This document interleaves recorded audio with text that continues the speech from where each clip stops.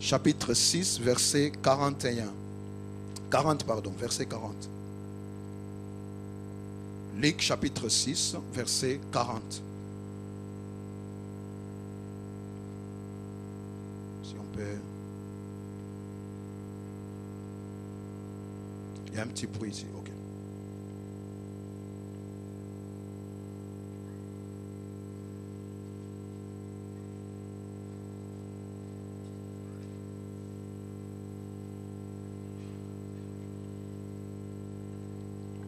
Luc chapitre 6, verset 40. J'aimerais que nous puissions ce matin saisir ces versets. C'est un verset qui est très puissant. Et que nous puissions saisir pleinement cette parole. Et nous voulons comprendre l'essence profonde de cette parole. La Bible dit ceci: les disciples n'est pas plus que le maître. Mais tout disciple accompli sera comme son maître.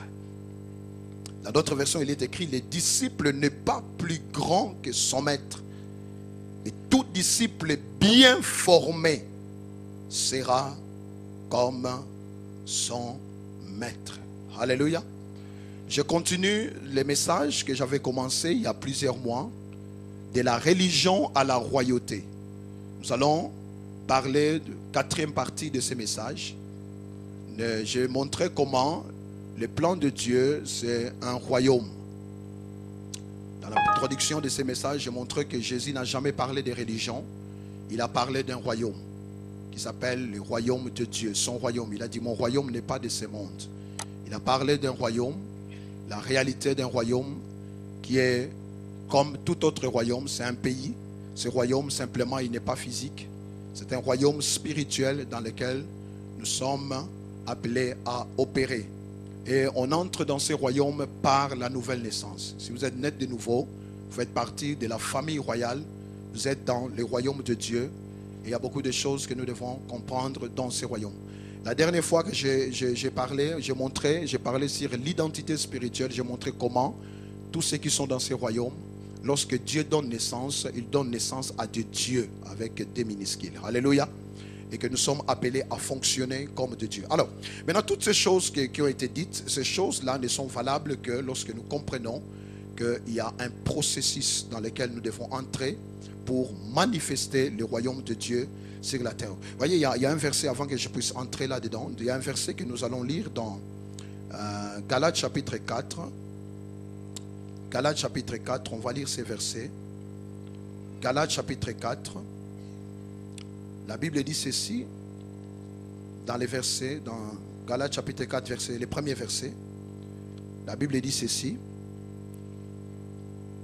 or, aussi longtemps que l'héritier est enfant, j'ai dit qu'il ne diffère en rien d'un esclave, quoiqu'il soit le maître de tout. Alléluia.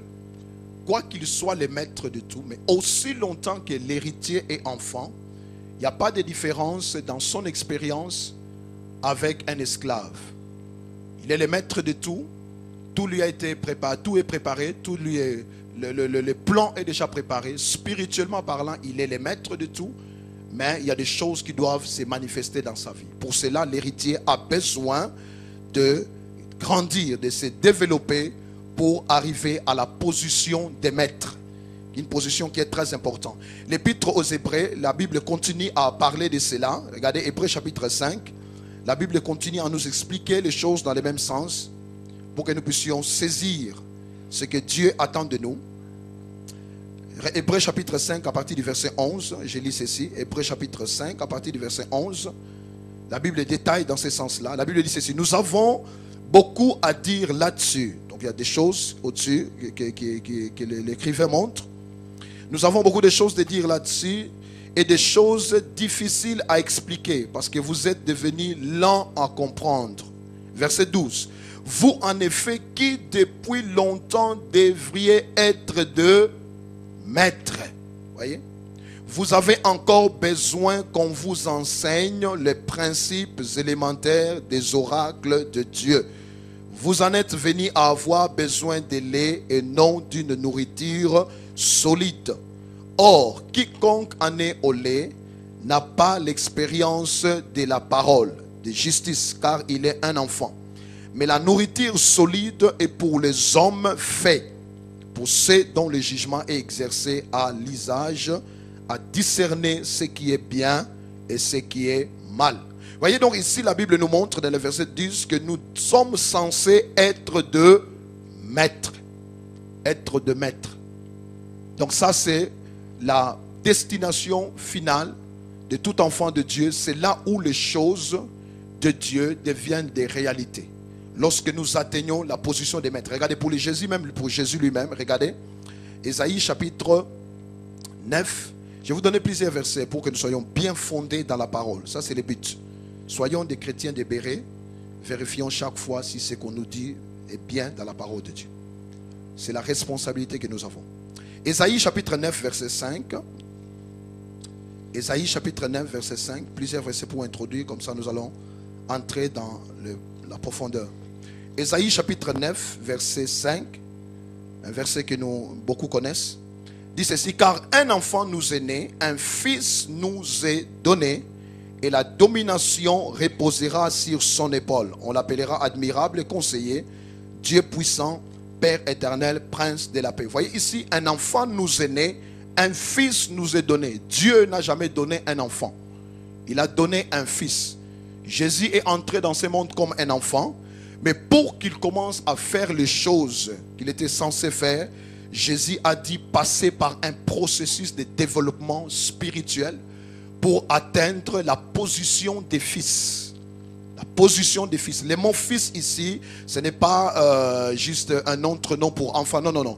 Le mot fils ici désigne un certain niveau de maturité. Donc c'est un enfant qui a grandi, qui est arrivé à un certain niveau de maturité. C'est ce que la Bible appelle ici fils.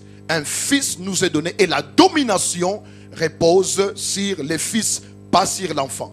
Donc c'est pour dire qu'il y a certaines choses que nous pouvons vivre avec Dieu lorsque nous atteignons un certain niveau de maturité. C'est ce que la Bible dit, c'est ce que la Bible appelle les maîtres. Nous devons atteindre ce niveau de maturité pour vivre certaines choses. Je vais vous donner, vous savez, il y a une illustration que j'aime beaucoup. Les peuples juifs, connaissons ces peuples. Le peuple juif a compris certains principes dans la parole de Dieu et ils ont vécu, ils vivent toujours selon ces principes-là. Je ne parle pas d'Israël, les pays, la nation, je parle du peuple juif qui est un peu éparpillé partout dans le monde. Le peuple juif a compris très tôt les principes fondamentaux que Dieu a établis dans sa parole. C'est ça qui fait que, vous voyez par exemple dans Josué chapitre 1 verset 8, lorsque nous lisons cela, la Bible parle, le Seigneur parle à Josué, il lui dit que ce livre de la loi ne s'éloigne point de ta bouche, médite-le jour et nuit. Dieu voulait que Josué puisse réussir dans tout ce qu'il faisait. C'est pour cela que Dieu lui a donné les secrets de la réussite. Il lui dit voilà, le livre de la loi est ce que les Juifs appellent la Torah. La Torah, c'est le livre de la loi, c'est-à-dire, dans notre Bible, c'est les 5 premiers livres de la Bible. Vous prenez les 5 premiers livres de la Bible, Genèse, Exode, Lévitique, Nombre et Deutéronome, c'est ce que les Juifs appellent la Torah, c'est-à-dire la loi. Les 5 premiers livres de la Bible. Donc lorsque Dieu parlait à Josué, il lui dit ceci, que ce livre de la loi, c'est-à-dire les 5 premiers livres de la Bible, ne s'éloigne point de ta bouche. Médite les jours et nuits, parce que dans cela se trouvent les secrets de ta réussite et de ton succès. Alors, sur base de ces principes, les Juifs ont établi dans le judaïsme, il y a quelque chose qui est établi, que j'aimerais vraiment expliquer un peu, parce que c'est quelque chose qui nous concerne aussi. Les Juifs ont basé toutes les réussites sur ces principes-là. En fait, qu'est-ce qui se passe chez les Juifs? Lorsqu'un enfant est né, fille ou garçon, lorsqu'il atteint l'âge de 13 ans pour les garçons et 12 ans pour les filles, ils font la différence entre les deux. Donc lorsqu'une jeune fille juive, née dans une famille juive et éduquée selon la loi juive, cette jeune fille grandit, elle atteint l'âge de 12 ans. Ou le jeune garçon grandit, il atteint l'âge de 13 ans. On célèbre une fête en Israël. Cette fête-là, en fait, c'est quoi? C'est ce qu'ils appellent la majorité religieuse. Donc l'enfant atteint la majorité religieuse et on célèbre une fête. Une grande fête est organisée dans la famille. Et lors de cette fête-là, en fait, qu'est-ce qui se passe? On donne à l'enfant un châle de prière que les Juifs appellent talit. On donne ça à un enfant parce que l'enfant, en fait, arrive à l'âge où il doit être initié aux choses de Dieu. On lui donne les châles de prière et l'enfant est formé pour prier 3 fois par jour. 3 fois. Il doit prier le matin, à midi et le soir. Donc dans les calendriers juifs, la journée dure 12 heures. Donc la journée commence à 6 heures et se termine à 18 heures. Donc ce n'est pas la même chose que nous. Et l'enfant, une fois il reçoit son châle de prière, on l'initie à prier 3 fois par jour. Il doit prier le matin, il doit prier à midi et il doit prier le soir. Première chose. Deuxième chose, une fois il a atteint cette majorité religieuse, l'enfant va entrer dans la première école. Donc ils ont 3 écoles de formation, 3 écoles d'éducation de l'enfant.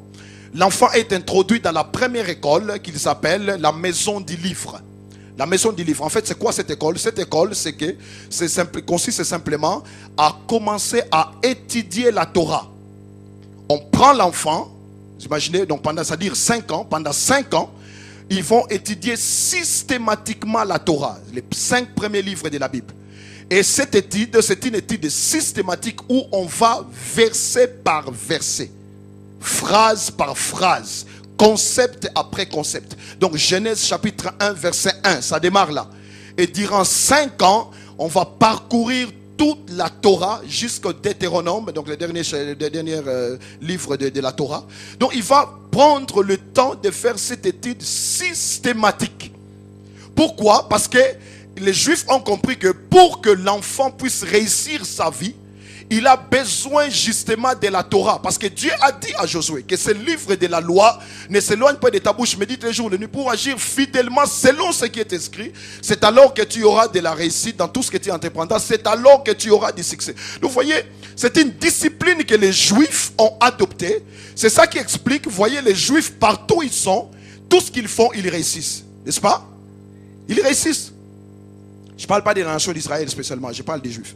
Partout où vous voyez les Juifs, dans tous les pays du monde où les Juifs sont, tout ce qu'ils font, ils réussissent. Pourquoi? Simplement parce qu'ils ont basé leur vie sur des principes bibliques que Dieu a établis. Tous les enfants, donc à l'âge de 12 ans, à l'âge de 13 ans pour les garçons, 12 ans pour les filles, dont les enfants sont initiés à étudier déjà la Torah. Première école, ils sont là, ils entrent là systématiquement, jour après jour, semaine après semaine. Et lorsqu'ils sortent de cette école-là, ils sortent avec une connaissance très approfondie de la Torah. Et là, l'enfant commence à fonctionner selon ce qui est écrit dans la Torah. Et c'est là où maintenant Dieu, qui est derrière la parole, garantit le succès à l'enfant. Alléluia. Ça, c'est très très important à comprendre. Pourquoi j'insiste là-dessus? Parce que c'est vraiment une chose que nous devons comprendre, étant que l'enfant de Dieu. Pour opérer correctement dans le royaume de Dieu, j'aimerais vous encourager à quelque chose, parce que je crois à cela. Je crois fortement à ces principes. Ça change la vie. J'aimerais nous encourager à une chose, à une discipline personnelle. Que lorsque nous entrons dans la vie, si nous voulons aller très loin dans les choses de Dieu, si nous voulons vivre tout ce que Dieu a préparé pour nous dans son royaume, dans le royaume de Dieu, et de la même façon que les Juifs prennent le temps d'initier leurs enfants dans une étude systématique de la Torah, la loi de Dieu, nous aussi, nous devons être initiés à faire une étude systématique des évangiles. Alléluia. Parce que les évangiles, c'est notre Torah. Alléluia. Je répète, les évangiles, c'est notre Torah. C'est ça le livre de la loi pour les chrétiens. C'est les évangiles. 4 livres, Matthieu, Marc, Luc et Jean. Nous avons 4 évangiles. Et ça, c'est notre loi. C'est la loi de Dieu pour tous les enfants de Dieu. Dans le royaume de Dieu, nous opérons selon la loi. Donc imaginez si chacun prenait la décision de faire une étude systématique des évangiles. Vous prenez Matthieu chapitre 1, vous commencez, si ça vous prend une année, c'est pas grave, vous lisez un chapitre par jour. Peu importe le nombre de temps ça vous prendra, ce n'est pas important. Mais ce n'est pas vraiment important. Vous prenez la décision de faire une étude systématique des évangiles. Vous commencez par Matthieu, Matthieu, Marc, Luc et Jean. Je vous garantis que votre vie ne sera jamais la même. Alléluia. Votre vie ne sera jamais la même. Et si vous ajoutez en plus les livres des actes des apôtres, ça fait 5. Vous ajoutez les livres des actes des apôtres, parce que les actes des apôtres, c'est quoi? C'est l'expérience des premiers chrétiens, l'expérience des personnes qui ont été avec Jésus, des gens qui ont marché avec lui, des gens qui ont vécu avec lui. C'est leur première expérience se trouve dans les actes des apôtres. Alors, si vous prenez le temps d'étudier systématiquement les évangiles et les actes des apôtres, je vous assure que votre vie ne peut pas être la même. Alléluia. C'est impossible. Pourquoi? Parce que l'étude des évangiles, l'étude des actes des apôtres, cela nous montre l'image. Nous découvrons dans les évangiles comment Jésus a marché, comment Jésus a fonctionné, comment Jésus a agi, quelles sont les choses qu'il a fait. Donc ces choses-là se trouvent dans les évangiles. Toute la vie de Jésus nous est détaillée dans les évangiles. Alléluia. Toute la vie de Jésus.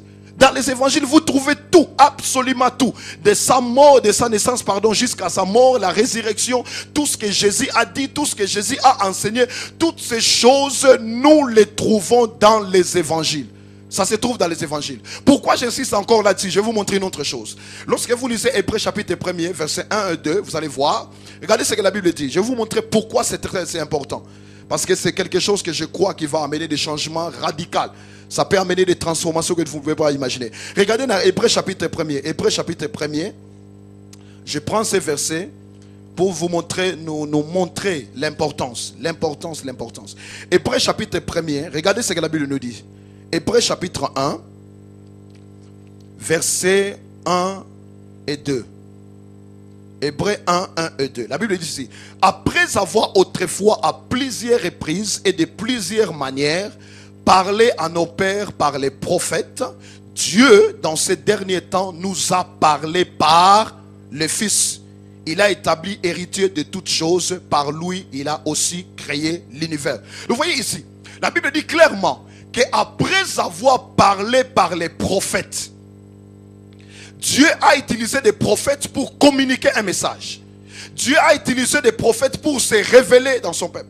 À partir d'Abraham, Abraham qui a ouvert la saison des prophètes, d'Abraham jusqu'à Jean-Baptiste, Dieu a utilisé systématiquement des prophètes pour parler. Tout ce que nous connaissons de Dieu, cela nous est venu à travers les prophètes. Et la Bible nous dit que Dieu dans ces derniers temps, vous voyez, donc il y a un changement qui s'est fait.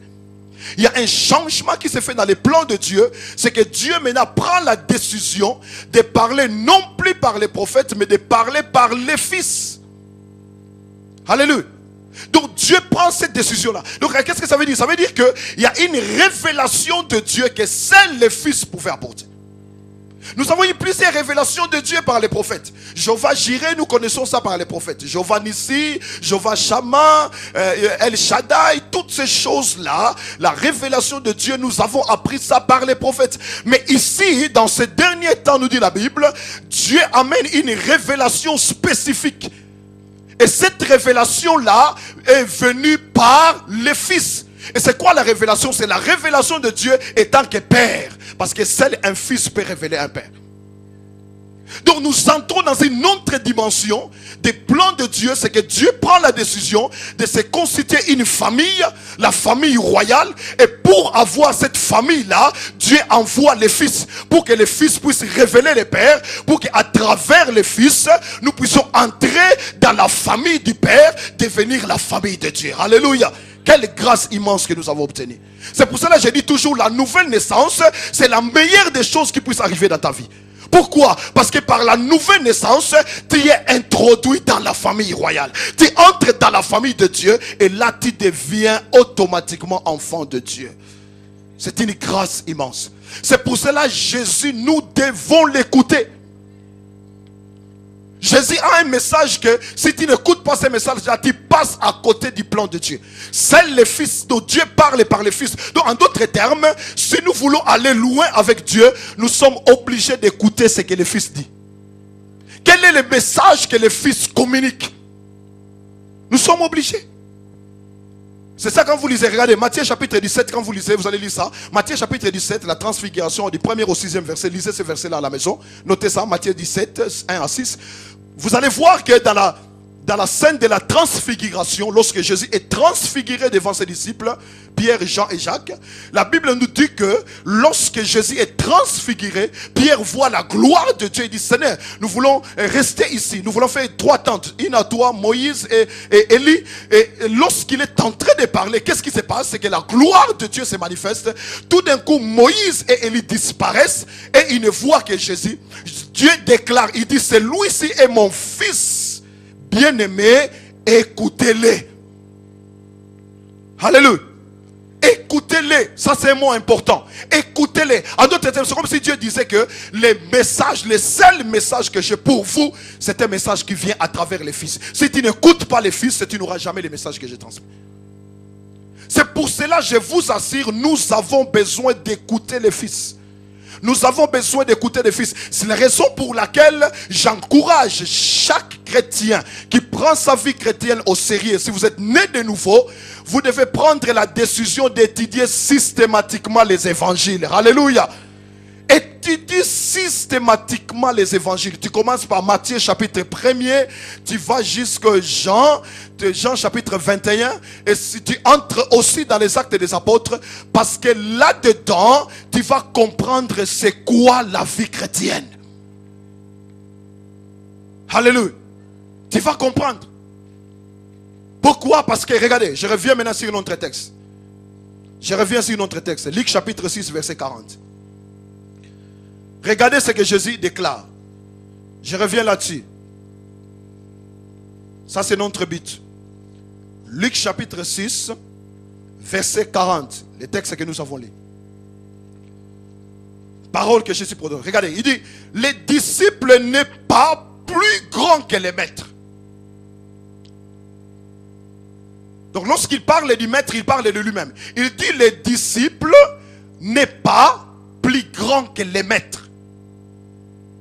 Mais il ne s'arrête pas là. Il continue en disant, mais tout disciple accompli, le mot accompli veut dire simplement bien formé. Tout disciple accompli sera comme son maître. Ça c'est la bonne nouvelle. Donc ça veut dire, vous et moi, nous sommes appelés à être comme les maîtres. C'est très fort. Le plan de Dieu, c'est que toi et moi, nous puissions devenir comme les maîtres. Et pour cela, nous avons besoin d'entrer dans son école, l'école de formation. Ce n'est qu'une fois on est formé, qu'on devient comme les maîtres. Donc ça veut dire qu'il faut une formation. Alléluia. Ce matin, j'aimerais insister là-dessus, sur les mots formation. Tout disciple est bien formé. Donc ça veut dire en fait, à partir du moment où j'entre dans cette vie-là, je passe par une école de formation. Le but de cette école de formation, c'est qu'à la fin, je puisse devenir exactement comme les maîtres. Très fort. C'est pour ça qu'après la Bible dit, vous qui deviez être déjà des maîtres. Parce qu'ils avaient déjà compris ces choses. Vous qui deviez déjà être des maîtres. Donc ça veut dire qu'il y a un problème dans votre vie. Alléluia. Vous savez, je vous dis une chose. Vous savez, il y a beaucoup de choses qui se trouvent, qui se passent dans la vie.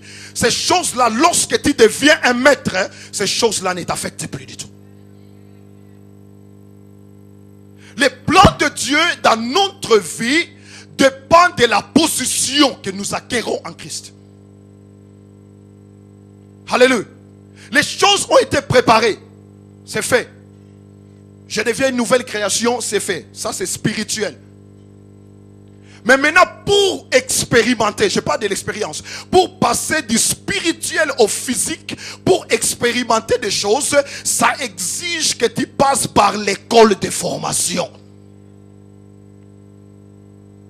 Ce n'est pas tout de suite qu'on peut commencer à expérimenter les choses pour lesquelles Dieu nous a appelés.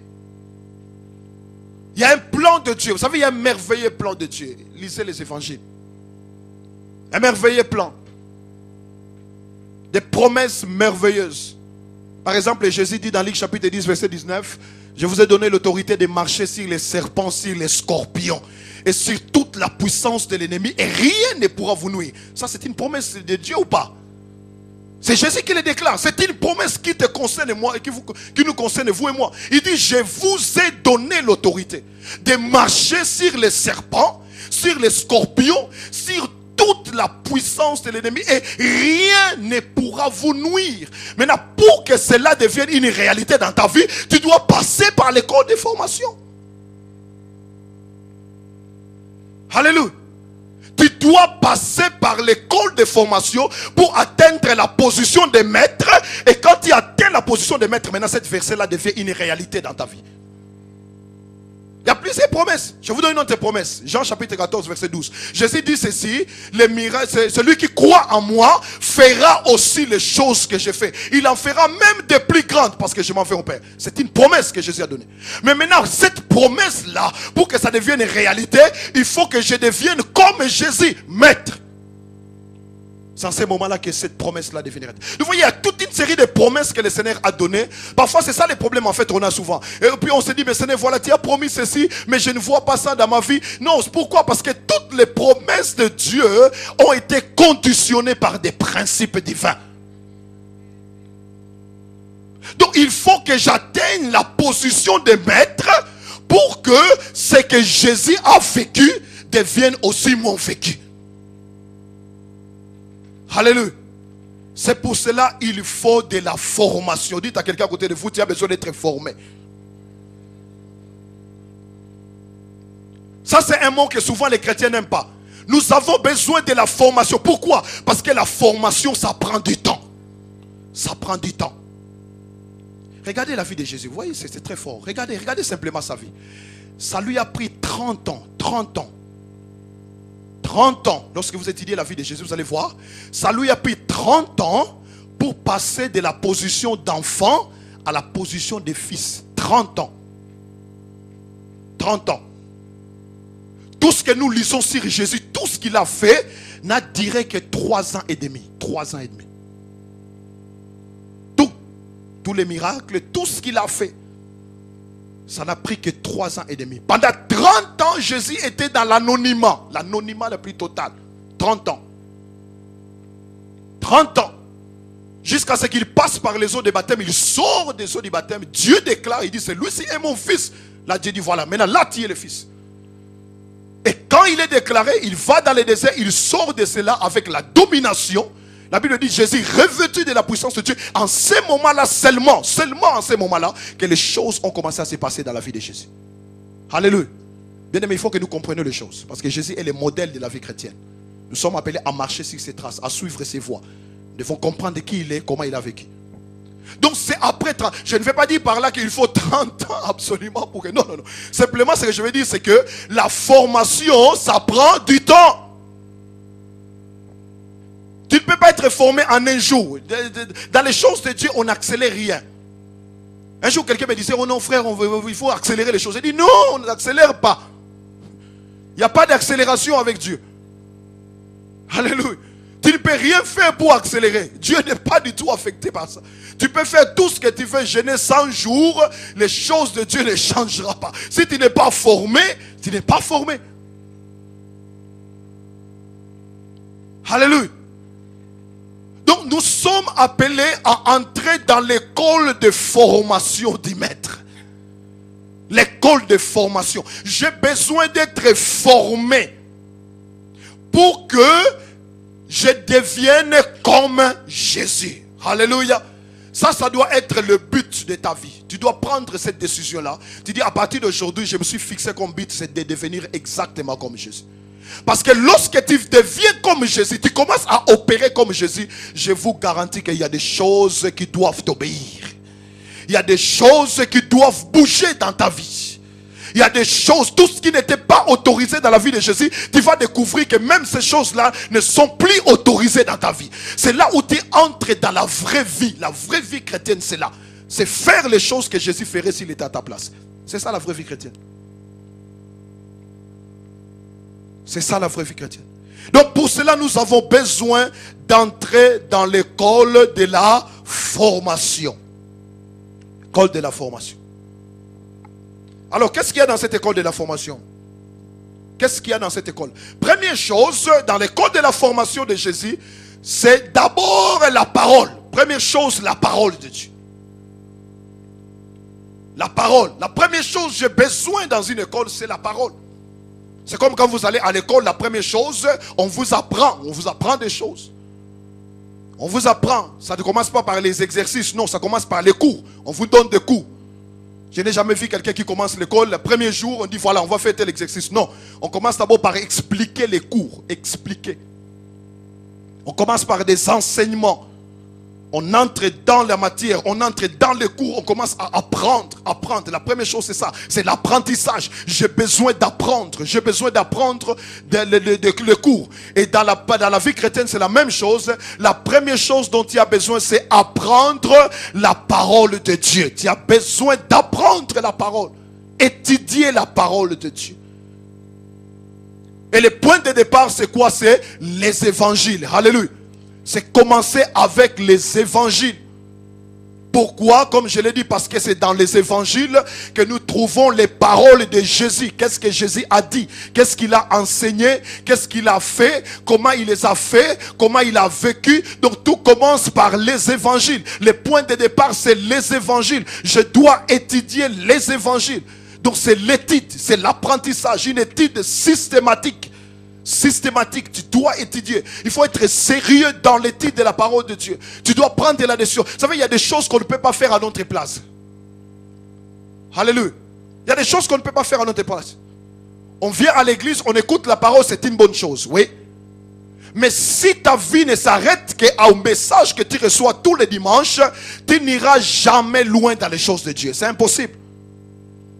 Donc ça veut dire que tu dois prendre la responsabilité toi-même d'étudier la parole de Dieu. Étudie la parole.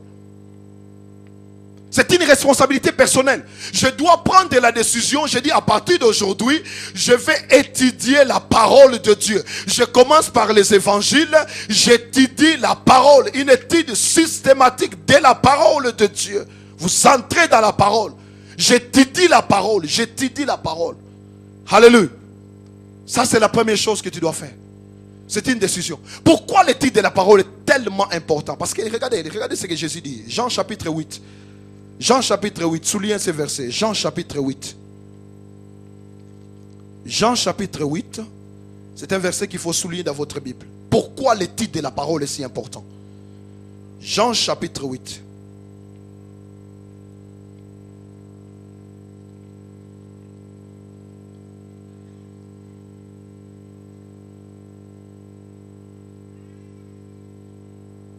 Jean chapitre 8 à partir du verset 30. Verset 30 jusqu'au verset 32. Jean chapitre 8 verset 30. 32. Comme Jésus parlait ainsi, plusieurs crurent en lui. Et il dit aux Juifs qui avaient cru en lui, si vous demeurez dans ma parole, vous êtes vraiment mes disciples. Verset 32, vous connaîtrez la vérité et la vérité vous affranchira. Vous voyez, c'est ça. Jésus s'adresse à ceux qui avaient cru en lui, comme vous et moi, tous ceux qui ont cru. il s'adresse à ces gens-là. Il leur dit ceci: si vous demeurez dans ma parole. Oui. C'est comme s'il disait la première chose, la chose que j'attends de vous, c'est de demeurer dans ma parole. Si vous demeurez dans ma parole, vous êtes vraiment mes disciples. Demeurez dans la parole. Alors qu'est-ce que la parole va produire? Verset 32. Vous connaîtrez la vérité et la vérité vous affranchira. Vous affranchira. C'est très fort. Très fort. Le mot vérité vient du grec emet. Ça veut dire ce qui est constant, ce qui ne change pas. C'est ça la vérité. La vérité, c'est ce qui est constant, ce qui ne change pas. Donc il dit, vous connaîtrez la vérité. En d'autres termes, vous allez connaître ce qui est constant, ce qui ne change pas. Et cette vérité-là vous affranchira. Vous affranchira. Le mot affranchir, c'est un mot qui est très fort. C'est le mot qui est employé lorsqu'on libérait un esclave. On libérait un esclave. On payait les prix et on libérait un esclave. L'esclave était affranchi, c'est-à-dire il était libre. Vous connaîtrez la vérité et la vérité vous affranchira. C'est très fort. C'est très fort. C'est très très fort. Alléluia. Vous savez, je ne sais pas si vous avez remarqué, les chiffres, par exemple, je vous donne un exemple. Les chiffres 9 et les chiffres de la vérité. Les chiffres 9 et les chiffres qui désignent la vérité. Chiffre 9, ça veut dire beaucoup de choses, mais une des choses qu'elle dit, c'est la vérité. Alors, je ne sais pas si vous avez déjà constaté. C'est quelque chose que un jour je réfléchissais là-dessus. C'est quelque chose qui est très frappant, très frappant. Je ne sais pas si vous avez déjà constaté. Faites l'expérience. Vous prenez tous les multiples de 9. Tous les multiples de 9. Tous, tout. Vous prenez tous les multiples de 9. Vous allez voir, si vous faites la somme, vous aurez toujours 9. Toujours. Tous les multiples de 9. Vous prenez 18. 8 plus 1, c'est 9. 27. 2 plus 7, c'est 9. 36. 3 plus 6, c'est 9. 45. 4 plus 5, c'est 9. 54. 5 plus 4, c'est 9. 63. 6 plus 3, c'est 9. 72, 7 plus 2, c'est 9. 81, 8 plus 1, c'est 9. 90, 9 plus 0, c'est 9. 99, 9 plus 9, 18. 1 plus 8, 8 plus 1, c'est 9. Tous les multiples de 9, ça donne toujours 9. Faites l'expérience. Vous pouvez aller jusque dans les 1000, dans les 1000. Vous allez voir tous les multiples de 9. Vous faites la somme, vous aurez toujours 9. Alléluia. Parce que 9 est le chiffre de la vérité. Ça traduit ce qui est constant, ce qui ne change pas. Alléluia. Donc si vous demeurez dans ma parole, vous connaîtrez la vérité. Vous allez découvrir la constance, quelque chose qui ne change pas et qui ne bouge pas. Et cela vous affranchira. Alléluia. Toute réalité que tu peux vivre ne peut rien face à la vérité. Alléluia. Nous vivons des réalités. C'est que tu as des réalités. Le problème que tu as, c'est une réalité. Mais lorsque tu découvres la vérité va t'affranchir de la réalité. Pourquoi? Parce que la vérité est constante. Elle ne change pas. Mais elle a le pouvoir de transformer tout sur son chemin. C'est pour cela la parole de Dieu est importante. Nous devons demeurer dans la parole de Dieu. Parce que en demeurant dans la parole, il y a quelque chose que la parole te communique, c'est la connaissance de la vérité. Et lorsque tu reçois cette connaissance, tu es affranchi, tu es libéré. N'importe quelle situation dans la vie obéit à la vérité. Alléluia. Vous savez, la vérité établit toujours toutes choses. Je peux vous donner l'exemple même dans la vie courante. La vérité établit toujours toutes choses. Toutes choses. Comment on connaît un mensonge? C'est la vérité. N'est-ce pas? Quand on te dit quelque chose, tant que tu n'as pas découvert la vérité, tu ne sauras pas si c'est un mensonge ou pas. C'est ça qui fait qu'on peut croire au mensonge. On peut croire au mensonge. On peut fonctionner comme ça pendant des années, pendant des jours, en croyant au mensonge. Jusqu'à ce que la vérité arrive. Quand tu découvres la vérité, tu dis, ah, il m'a menti. Il m'a menti. Parce que la seule chose qui dénonce le mensonge, c'est la vérité. C'est la vérité. Alléluia. Les faux billets, comment tu peux connaître les faux billets? Il faut qu'on ait les vrais. On t'amène un billet de 50 €. Comment tu peux savoir? Est-ce que c'est un faux ou bien c'est un vrai? Comment on peut le savoir? Il faut connaître la vérité. Alléluia. Moi, si tu m'amènes un faux billet, je ne saurais pas. Mais la personne qui connaît les critères ou bien qui a l'appareil, qui teste les billets, tu as cet appareil-là, tu prends un billet de 50 €, tu passes par l'appareil, tu sors le billet, tu dis ça c'est vrai.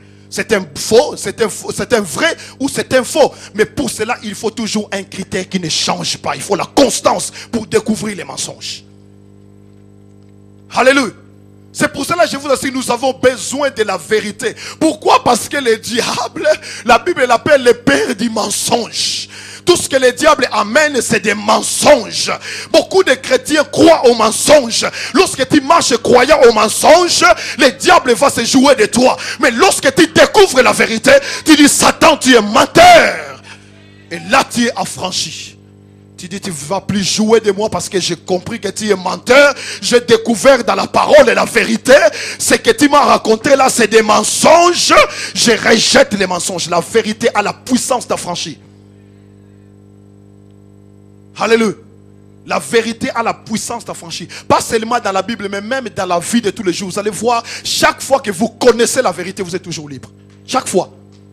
Chaque fois. Quand on vous dit une vérité, cette vérité-là va vous libérer du mensonge. Vous avez crié au mensonge. Quand on vous dit la vérité, tu dis, ah oui, je comprends. Ah d'accord, ça je comprends. Oui. Ok, maintenant à partir d'aujourd'hui, c'est terminé. Ces mensonges-là, c'est fini. Parce que la vérité a la puissance d'affranchir. Alléluia. C'est pour cela que je nous encourage, demeurons dans la parole de Dieu. Restez dans la parole parce que la vérité ne vient que par la parole. Tu as besoin de demeurer dans la parole. C'est-à-dire, j'ai besoin d'étudier la parole, être dans la parole. Un chrétien, c'est d'abord un homme de la parole. Il faut que ta vie soit remplie de la parole. Que tout ton être soit rempli de la parole. La Bible dit la foi vient de ce qu'on entend de la parole de Dieu. Les mensonges aussi viennent de ce qu'on entend de la parole de l'ennemi. Satan peut te raconter des mensonges. Si tu crois à ces mensonges-là, tu vas être lié par l'ennemi. Alléluia. Mais lorsque tu commences à croire à la vérité de la parole, lorsque tu dis que je prends la décision que ma foi va être influencée uniquement par la parole de Dieu, je te garantis, tu es appelé à faire des exploits dans la vie. Alléluia. Parce que cette parole, c'est une parole qui est puissante. Demeure dans la parole. Alléluia. Ce matin, j'aimerais vraiment nous exhorter. Demeurons dans la parole. J'aimerais insister là-dessus. Parce que j'ai compris que c'est le plus grand problème dans la vie de plusieurs. J'aimerais insister là-dessus. Demeure dans la parole. Cherche la parole. Lorsque tu comprends la parole, tu t'établis dans la parole, tu n'auras même plus besoin qu'on prie pour toi. Non, tu n'auras plus besoin de la prière. Parce que par la parole, ça va déclencher en toi la foi. Et lorsque tu as la foi dans la parole de Dieu, tu es appelé à commander des choses. Tu peux parler à quelque chose. Tu dis au nom de Jésus, tu t'écartes de ma vie. La montagne quitte ta vie et part. À cause de la foi. Alléluia. Il n'y a pas quelque chose que Dieu honore plus que la foi. Je vous assure, Dieu aime la foi. Dieu aime la foi. Regardez, Hébreux chapitre 11. Hébreux chapitre 11. Hébreux chapitre 11. Notez ces versets. Oh, nous avons besoin de la parole. Nous avons besoin de la parole de Dieu. Hébreux chapitre 11. Il faut absolument que tu sois dans la parole. Tu dois rester dans la parole. Tu dois faire ces choix-là. Je prends l'engagement de croire à la parole de Dieu. Hébreux chapitre 11. Hébreux chapitre 11, verset 6.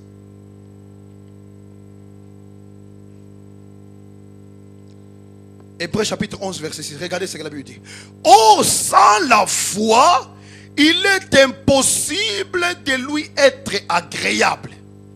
Car il faut que celui qui s'approche de Dieu croit que Dieu est et qu'il est le rémunérateur de ceux qui les cherchent. Voyez?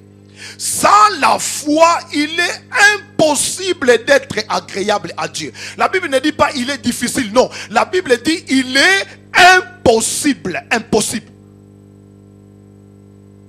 Impossible d'être agréable à Dieu sans la foi. Or, la foi vient de ce qu'on entend de la parole de Dieu. Romains chapitre 10, verset 17, notez ce verset. La foi vient de ce qu'on entend de la parole de Dieu. Voyez? Donc, c'est la foi, la parole de Dieu qui produit la foi. Et sans la foi, tu ne peux pas être agréable à Dieu. En d'autres termes, avec la foi, tu es agréable à Dieu. Et lorsque tu lui es agréable, Dieu va te rémunérer. Il est le rémunérateur de ceux qui le cherchent. La foi marche toujours. Toujours. La foi, c'est un principe qui marche toujours. C'est pour cela que quand vous lisez les évangiles, vous allez voir que toutes les personnes à qui Jésus a trouvé la foi, leur miracle a été facile. Il a dit simplement qu'il te soit fait selon ta foi. Ta foi t'a guéri. Lève-toi et va. La foi est une richesse. Ta foi va produire des grandes choses de ta vie. Je vous assure, peu importe la situation que tu as, ça demande simplement de la foi. C'est pour ça que la Bible dit, rien n'est impossible à Dieu. Vous voyez, rien n'est impossible à Dieu, mais tout est possible à celui qui croit. Vous voyez? Donc la foi va t'amener dans l'impossibilité de Dieu. Une situation qui est impossible dans ta vie, lorsque la foi vient, cette situation-là est obligée de bouger. Alléluia.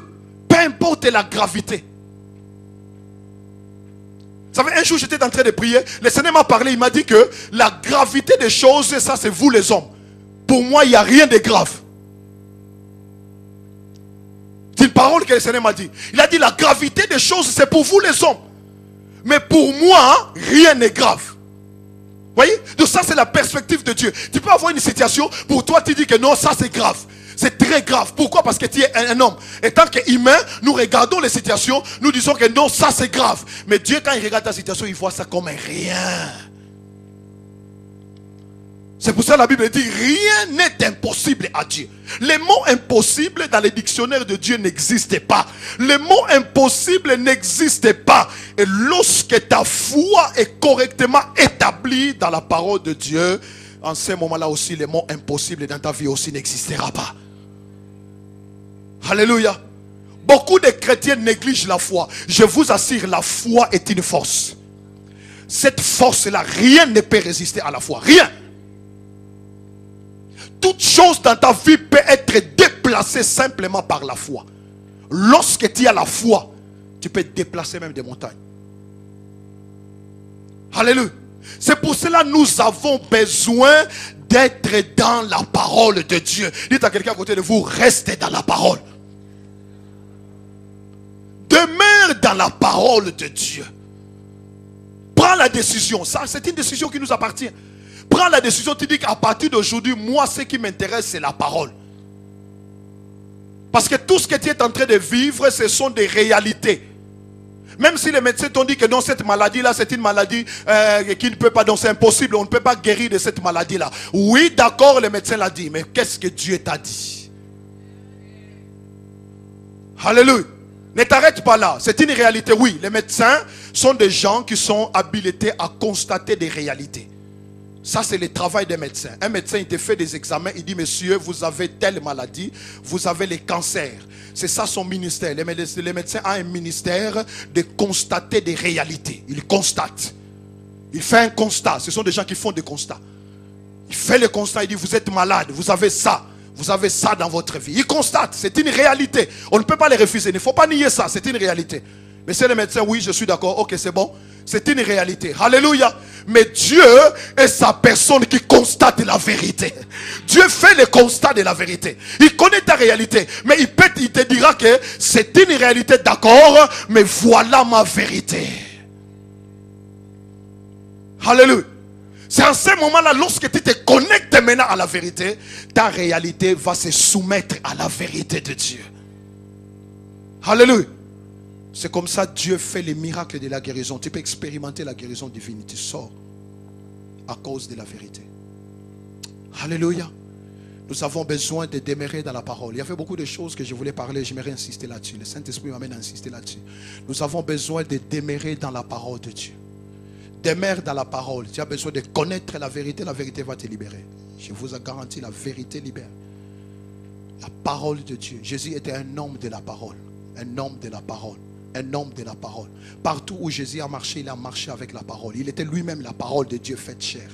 Donc il était la parole. Il était la parole. Il était dans la parole. Rempli de la parole. Il manifestait la parole. C'est ça qui a fait que rien n'a jamais résisté à Jésus. Toutes les paroles qu'il a sorties avaient une puissance. Pourquoi? Parce que lui-même, il était la parole. Il était dans la parole. Dans lui, il y avait la parole. Lorsque cette parole sortait, cette parole commandait autre chose. Alléluia. Nous avons besoin de demeurer dans la parole de Dieu. Demeure dans la parole de Dieu. Alléluia. J'avais beaucoup de choses à dire, mais le Saint-Esprit m'amène à m'arrêter là. Nous voulons demeurer dans la parole. J'aimerais que chacun prenne, je vais lancer un défi à chacun. Prends la décision d'étudier la parole. Commence avec les évangiles, prends la décision ce matin. Prends la décision de dire que non, à partir d'aujourd'hui, je vais étudier la parole.